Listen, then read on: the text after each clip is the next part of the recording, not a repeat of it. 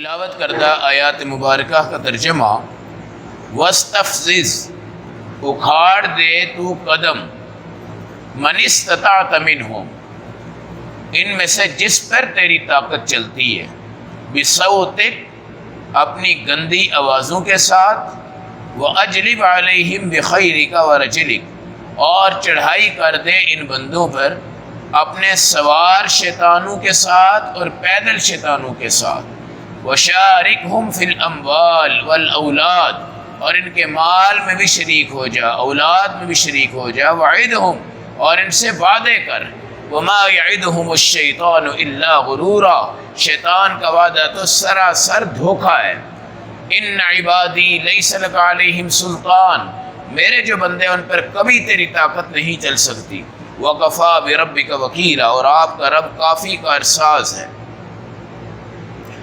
آیت نمبر 64 65، پارہ نمبر 15، سورۃ بنی اسرائیل۔ اللہ شیطان سے کہہ رہے ہیں اپنی آوازوں سے دنیا کو قابو کر لے، اپنے شیاطین جو تیرے ہواؤں میں، فضاؤں میں، زمینوں میں، ان تمام کو بھی ساتھ لیا۔ لہذا وہ تمام آوازیں جن سے اللہ اور اس کے رسول اور اس کے دین کی نافرمانی ہوتی ہے، وہ سب شیطانی آواز ہے۔ سب کیا ہے؟ اور جہاں اللہ اور اس کے دین اور اس کی مسجد اور مدرسہ اور قرآن کی بات ہوتی ہے، وہ رحمانی آواز ہے۔ شیطانی آوازیں بہت دنیا میں لگ رہی ہیں، گانے بجانے، قوالیاں، ساؤنڈ، ساز، یہ مراسی، ڈانس، یہ تمام چیزیں اللہ کہہ رہے تو اپنی آوازوں سے ان کو گمراہ کر لے، لیکن اس کے مقابلے میں خدا کی جو آوازیں ہیں وہ یہ ہیں: قرآن حکیم ہے، اذان ہے، درود ہے، آیت الکرسی ہے، پورا قرآن ہے، ذکر و اذکار ہیں، تسبیحات ہیں، درود شریف ہے۔ یہ تمام چیزیں رحمانی ہیں، اور اس کے توڑنے کے لیے جو آواز استعمال کی جاتی ہے وہ شیطانی۔ جس جگہ پہ بھی آپ کو خدا کی نافرمانی پہ لگایا جائے، وہ بندہ شہد سے زیادہ میٹھا ہو کے بولے گا تو بھی شیطان ہے۔ اس کی ہر بات میٹھی بھی کڑوی ہے، اس کی ہر بات میٹھی بھی تمہارے لیے زہر ہے۔ جہاں آپ یہ سمجھیں کہ اس کے اخلاق سے، اس کی مٹھاس سے، اس کی مسکراہٹ سے، اس کے آداب سے، اس کی عاجزی سے میں اس کے قریب آیا ہوں اور دین سے میں دور ہو چکا ہوں، آپ نے سمجھنا ہے کہ وہ شیطان ہے، وہ کبھی رحمانی آواز نہیں ہو سکتی۔ آج عیسائی کو دیکھو، مرزائی کو دیکھو، آج یہودیوں کو دیکھو، جی آج ان طبقوں کو دیکھو، جہاں پر یہ مسلمان کو گرفتار کرنا چاہتے ہیں، وہاں یہ اپنے کھلم کھلے اخلاق پھینک رہے ہیں، کھلم کھلے۔ مرزائی قادیانی ان جگہوں پہ قربانیاں کرتے ہیں جہاں پہ ہمارے مسلمان رہتے ہیں اور ان کو گوشت تقسیم کر رہے ہیں، اور مسلمان کیا کہتے ہیں؟ ہمارے مسلمانوں سے یہ مرزائی اچھے ہیں۔ اس طرح یہودی اپنی ویلفیئر این جی او بنا کر آپ کو مختلف طبقات میں خدمات آپ کی کر رہے ہیں۔ عیسائی جو ہیں وہ اپنی دعوت کے ذریعے آپ کو کیچ کر رہے ہیں۔ اب ان کی مسکراہٹ، ان کی ہنسی، ان کا ویلفیئر کے طور پہ کوئی بھی کام، ان کا آپ کی خدمت کرنا، یہ تمام چیزیں وہ ہیں جو آپ کو دین سے دور کر رہی ہیں۔ آپ سمجھیں کہ یہ سب شیطان ہیں۔ کیا ہیں یہ سب؟ تو قرآن کہتا ہے وَاسْتَفْزِزْ مَنِ اسْتَطَعْتَ مِنْهُمْ بِصَوْتِكَ، تو اپنی آوازیں لگا کے دنیا کو قابو کر۔ وَأَجْلِبْ عَلَيْهِمْ بِخَيْلِكَ وَرَجِلِكَ، تیرے سوار جو ہے ان کو بھی لیا، تیرے جو پیدل ہیں ان کو بھی لیا، میرے انسانوں کے اوپر حملے کر، اور حملے کر کر تو دیکھ تو کس کو گمراہ کر پاتا ہے اور کس کو گمراہ نہیں کر سکتا۔ وہ ایک چیلنج ہے اللہ کی طرف سے، ایک چیلنج ہے۔ اللہ کی آیت الکرسی جو ہے آپ کو کائنات کے تمام شیطانوں سے بچا لیتی۔ قُلْ أَعُوذُ بِرَبِّ الْفَلَقِ قُلْ أَعُوذُ بِرَبِّ النَّاسِ، ہر کائنات کے شیطان سے آپ کی حفاظت کر لیتی ہے۔ نبی پاک صلی اللہ علیہ وسلم نے صحابہ کو جب لیلۃ الجن کے اندر ایک لمبا واقعہ ہے، وہاں پر آپ گئے، جنات کو آپ نے دعوت دینی تھی، تو صحابہ کا حصار کیا اور آپ نے ایک دائرہ لگایا اور صحابہ سے کہا کہ اب تم نے اس کے اندر رہنا، باہر نہیں جانا۔ اس پر اللہ نے آیات قرآنیہ پڑھ دی گئی ہیں، قرآن پڑھ دیا گیا ہے۔ تو شیطان کو بھگانا ہو آیت الکرسی ہے، جنات کو بھگانا ہو آیت الکرسی ہے، شیطان کو بھگانا ہو قل اعوذ برب الفلق ہے، جنات کو بھگانا ہو قل اعوذ برب الفلق ہے، قل اعوذ برب الناس ہے۔ یہ تین سب سے عمدہ، سب سے اعلیٰ، سب سے باکمال علاج ہے، باکمال علاج ہے۔ گھر میں یہ تینوں خزانے ہیں، قرآن میں یہ تینوں خزانے ہیں، علماء کے پاس یہ تینوں خزانے ہیں، مگر ہم دیکھ رہے ہیں کہ ہمارا مسلمان بھائی ان تینوں خزانوں کو چھوڑ کر، مسجدوں کو چھوڑ کر، قرآن کو چھوڑ کر، ایمان والوں کو چھوڑ کر ان پیروں کو تلاش کرتا ہے جن کا اخبار میں نام ہو، دیوار پہ اشتہار پہ نام ہو، جن کو دنیا جانتی ہو، جن کی شہرت دنیا میں ہو، جن کا کائنات میں ایک نام ہو، ان کے پاس جا کر ہی ہمارا کوئی حل نکالیں، جبکہ یہ حل پکا ہے۔ ایک حدیث ہے کہ آیت الکرسی پڑھ کر 2 بندے ہاتھ ملا لیں، 2 بندے، اللہ کے نبی نے فرمایا کہ یہ ہاتھ ملا کے جدا ہو جائیں، ایک کراچی گیا، دوسرا اسلام آباد چلا گیا۔ اب اس نے کہا نا یار 4 مہینے 6 مہینے بعد اللہ نے کیا تو ہم ملاقات کریں۔ حدیث کا مفہوم یہ ہے کہ آپ نے آج ہاتھ ملایا، ایک اسلام آباد گیا، ایک کراچی گیا، اس نے 6 مہینے بعد آنا ہے، اس نے بھی 6 مہینے بعد آنا ہے، گھر دونوں کا لاہور ہے، وعدہ یہ کر رہے ہیں کہ 6 مہینے بعد اللہ خیر کرے گا تو ملیں گے۔ تو کیا فرمایا؟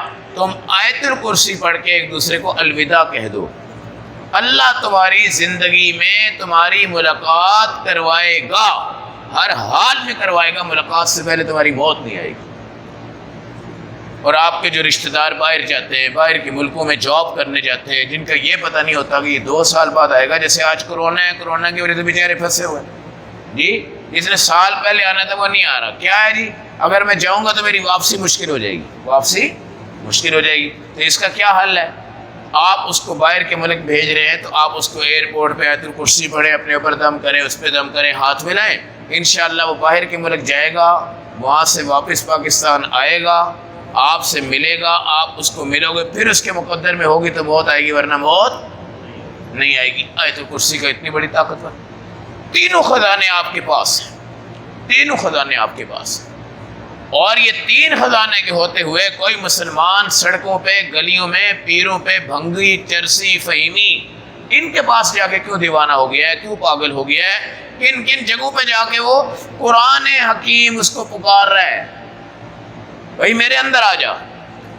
اللہ کہتے ہیں لگا آوازیں، بلا شیطان، زمین والوں کو بھی بلا، فضا والوں کو بھی بلا، آسمان والوں کو بھی بلا، ان بندوں پہ اٹیک کر، ان بندوں پہ حملہ کر، ان بندوں کو اپنی سنہری آوازیں دکھا، وشارکہم فی الاموال والاولاد، ان کے مال میں شریک ہو جا، ان کی اولاد میں شریک ہو جا۔ مال فقیر پہ بھی لگ رہا ہے، مال سین میں بھی لگ رہا ہے، مال مسجد میں لگ رہا ہے، مال مندر پہ لگ رہا ہے، مال قرآن کی دعوت میں لگ رہا ہے، مال ادھر شیطانی کتابوں میں لگ رہا ہے، مال آپ کے دین میں لگ رہا ہے، مال ادھر دین کو تباہ کرنے میں لگ رہا ہے، مال ادھر جہاد پہ لگ رہا ہے، مال ادھر مجاہدین کے خلاف لگ رہا ہے، مال ادھر آپ کے ماں باپ پہ لگ رہا ہے، اور مال ادھر جا کر شیطانوں اور پیروں پہ لگ رہا ہے، مال ادھر آپ کی اولاد پہ، بیٹوں پہ، بیوی پہ حق حلال کی کمائی کے ذریعے لگ رہا ہے، اور ادھر ہیرا منڈی میں اور حرام کے راستوں میں لگ رہا ہے۔ مال ادھر آپ کو آب زمزم پلانے کے لیے بیت اللہ تک پہنچا دیتا ہے، اور یہی مال آپ کو شراب پلانے کے لیے شراب کے جوا خانوں میں پہنچا دیتا ہے، یہی مال ہے۔ تو اگر چاہتا ہے ان کے مال پہ حملہ کر، مال پہ حملہ کرے گا، آپ سین میں بھی جائیں گے، شیطانی کاموں میں جائیں گے، شیطانی زنا میں جائیں گے، شیطانی شراب میں جائیں گے، شیطانی جوئے میں جائیں گے، شیطانی قتل و غارت میں جائیں گے، شیطانی حرام کاریوں میں جائیں گے۔ اگر آپ کے مال سے شیطان بچ گیا ہے، وہ کیسے بچ سکتا ہے؟ نمبر 1 صدقہ، نمبر 2 زکوٰۃ، نمبر 3 اپنے ماں باپ کی خدمت، اپنی اولاد کی خدمت، فقیر آئے تو سوال کا جواب دے دو، جتنا ہو سکتا ہے اس کو دے دو، قربانی آئے تو قربانی کرو، فطرانہ آئے تو فطرانہ دو، منت مانی ہے تو اس کو کیا کرو؟ پورا کرو، اور جائز حقوق پہ استعمال کرو۔ مال سے مسجد کی تعمیر کر لو، مدرسے کی تعمیر کر لو، ایک درخت لگا دو جس کے سائے میں دنیا بیٹھے، ایک کنواں کھدوا دو جس کا پانی دنیا پیے، ایک پانی کا ٹینک لگوا دو جس سے غریب لوگ آ کے پئیں۔ آپ وہاں جوتیاں بھیجو، وہاں کپڑے بھیجو جہاں پہ ضرورت ہے۔ جو بچیاں جوان ہیں جن کو جہیز کی لعنت لعنت کی وجہ سے شادیاں نہیں ہو پا رہی، اپنے مال کو اس راستے پہ لگاؤ، تو اس مال پہ شیطان کبھی اٹیک نہیں کرے گا۔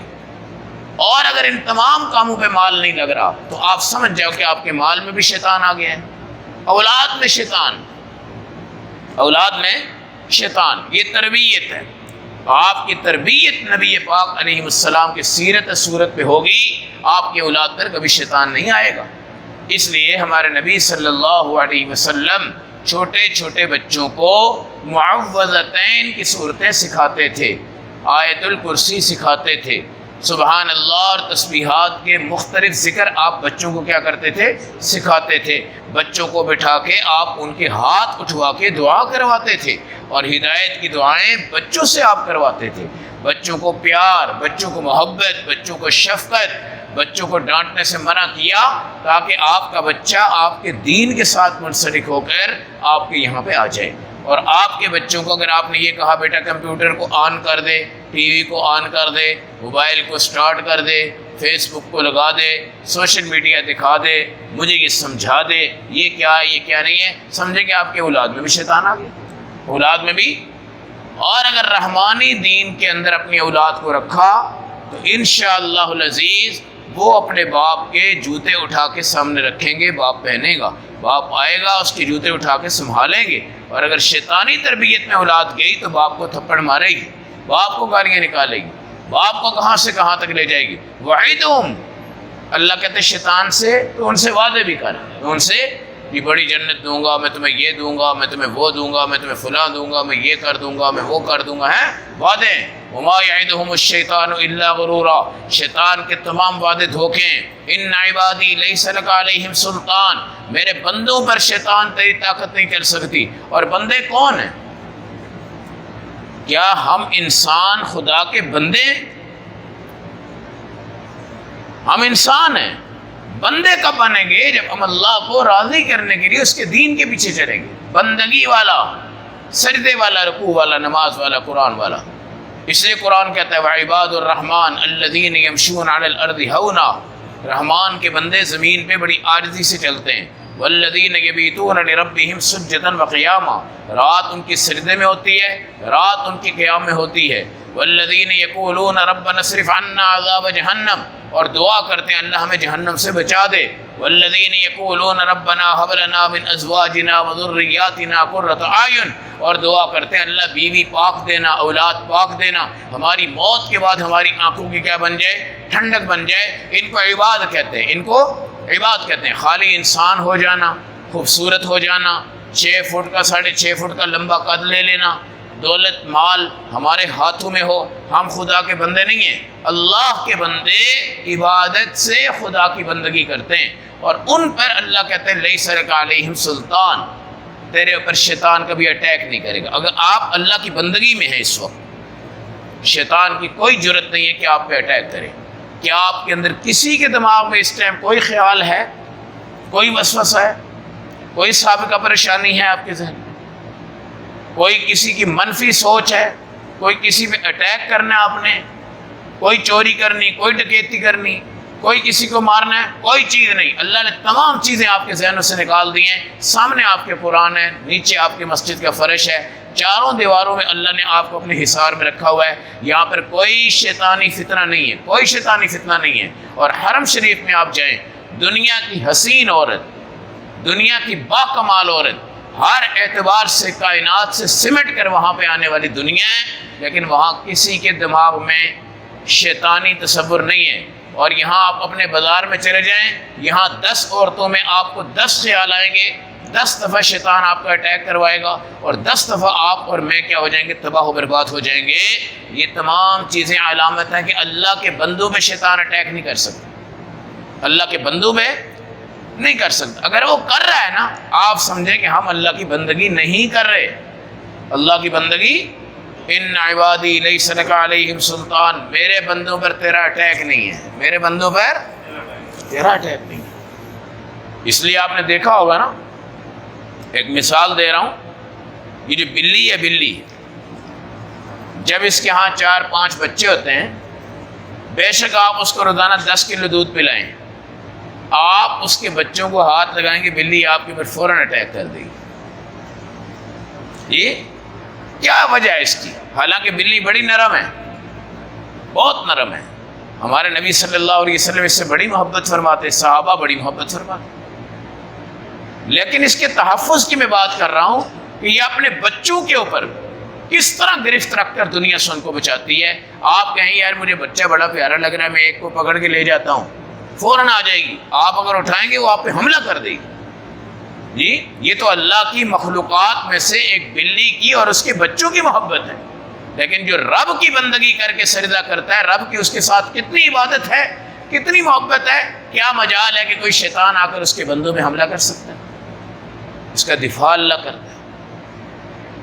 اس لیے اللہ کی بندگی کے ساتھ جڑو گے شیطان سے بچو گے، نہیں جڑو گے پھر وہی بات آئے گی، قل اعوذ برب الفلق آپ کے پاس ہے، قل اعوذ برب الناس آپ کے پاس ہے، آیت الکرسی آپ کے پاس ہے، جادو کا علاج ہے، نظر کا علاج ہے، شیطان کا علاج ہے، وسوسوں کا علاج ہے، تینوں خزانے آپ کے قرآن میں ہیں، آپ کے دل میں، آپ کے گھر میں، آپ کے خاندان میں، مگر ہمارا معاشرہ ان تینوں خزانوں کو سائڈ میں رکھ کے جعلی پیروں کی تلاش کر رہے ہیں، الٹے پلٹے بابوں کی تلاش کر رہے ہیں، فقیروں اور پیروں کی تلاش کر رہے ہیں کہ جناب ہمارا مسئلہ حل کرو، ہمارا مسئلہ حل کرو۔ تو قرآن کے ہوتے ہوئے آپ کو مایوس نہیں ہونا، قرآن کے ہوتے ہوئے آپ کو محروم نہیں ہونا، قرآن کے ہوتے ہوئے آپ کا اعتماد ختم نہیں ہونا چاہیے، قرآن کے ہوتے ہوئے آپ کو روحانی شفا کے لیے کسی جگہ جانے کی ضرورت نہیں ہے۔ اللہ ہمیں قرآن کا یقین اور شفائے قرآنی نصیب فرمائے۔